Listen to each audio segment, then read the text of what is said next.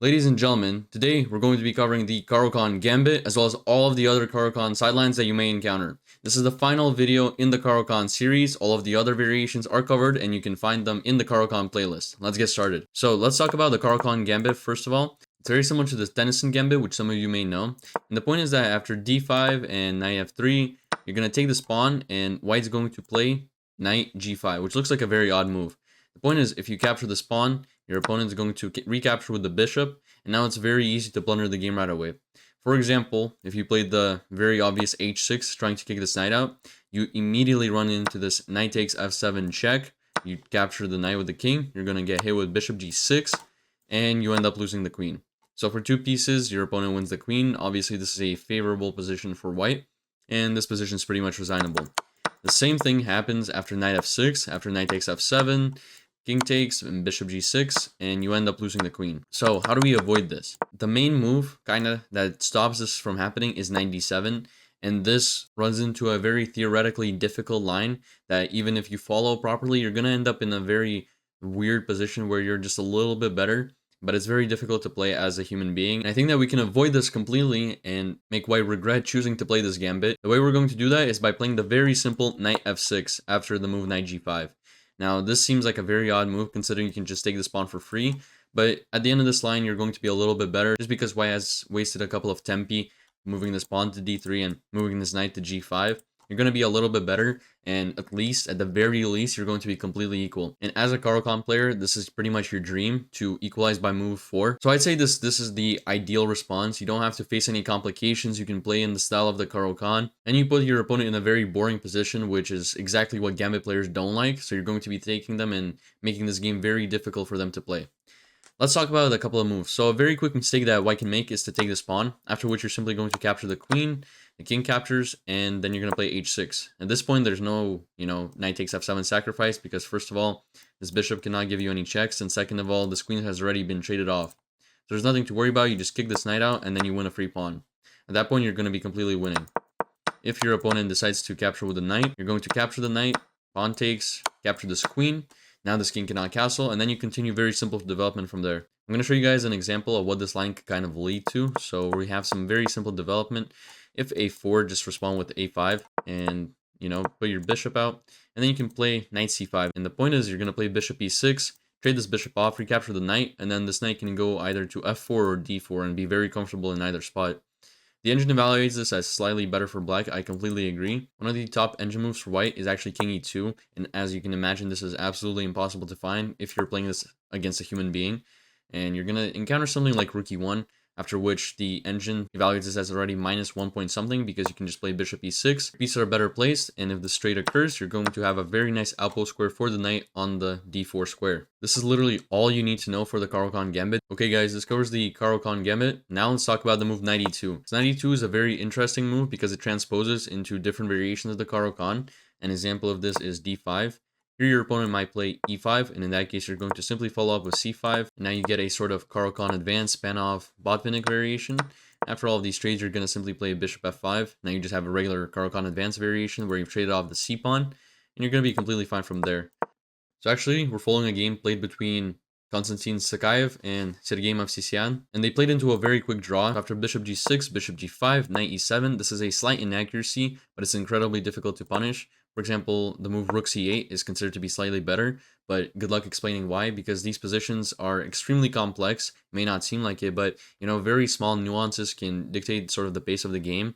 And if you're playing against an engine, that is going to be noticeable, but even 2700s aren't able to punish that. So for knight e7, the move that the engine would have played was h4. The point is that if you play h5, now suddenly this bishop can then come out to g5 and stare down this knight. It's a very unpleasant pin, and you have no way of really kicking this bishop out. So if, let's say, you play h6, then h5, and you're sort of cramped in this position, and you have, less space than your opponent.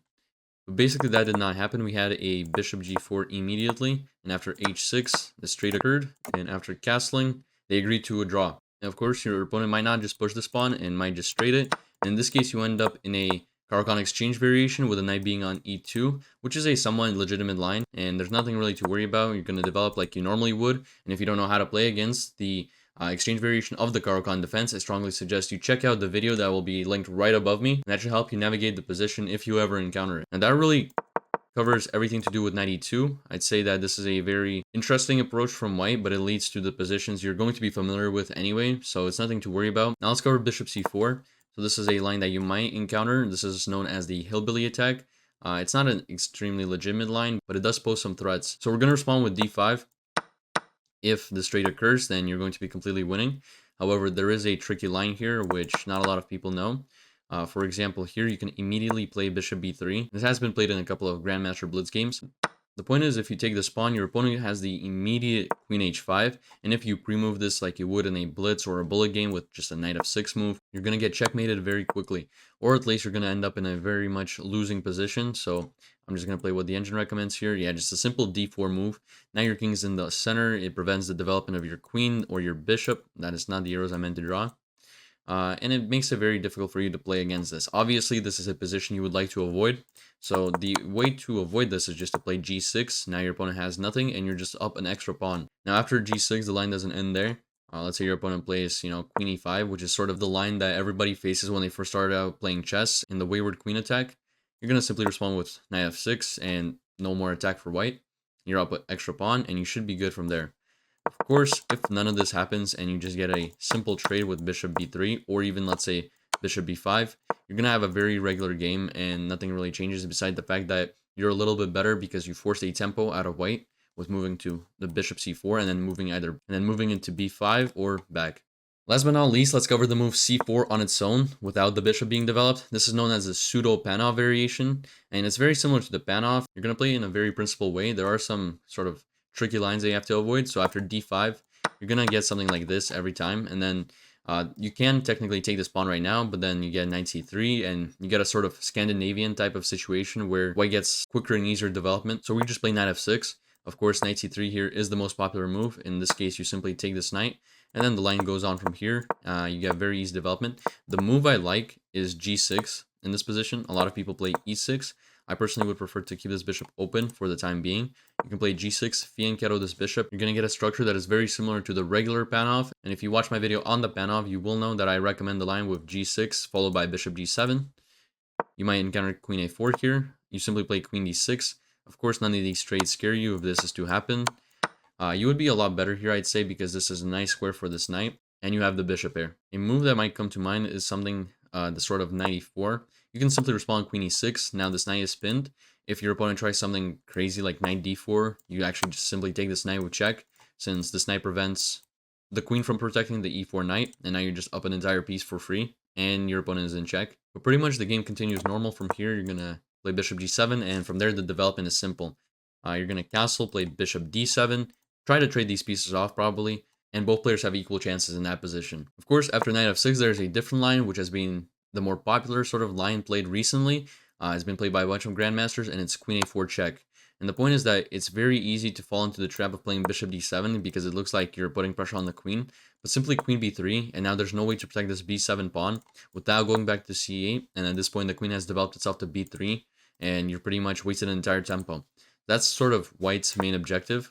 And anything else, and you end up losing a pawn. So the better move in this position is knight to d7, and from there you're going to have a very simple game. No matter what happens, let's say knight c3, you're going to simply continue the way you normally would with g6, bishop g7, you can castle, and then you can bring this queen out to c7, b6, or after you castle you can play knight b6 and then target this weak pawn. For example, knight f3, bishop g7, let's say bishop c4, castles, and knight b6, and at this point this is a triple fork. You can temporarily withhold the recapture of this pawn and then just, win the bishop there, and this is sort of your compensation. At that point, you can play something like queen d6 and then follow up with like rook d8, bring this bishop out, and you should be completely fine. Ladies and gentlemen, I believe this sums up everything I wanted to show you for the Caro-Kann Gambit, as well as all of the Caro-Kann sidelines. I had an absolute pleasure making this entire Caro-Kann series, and I hope you guys found this informative and enjoyed learning Caro-Kann with me. If you enjoyed this video, please consider checking out a video to my left. As always, thank you for watching, and I hope to see you in a future video.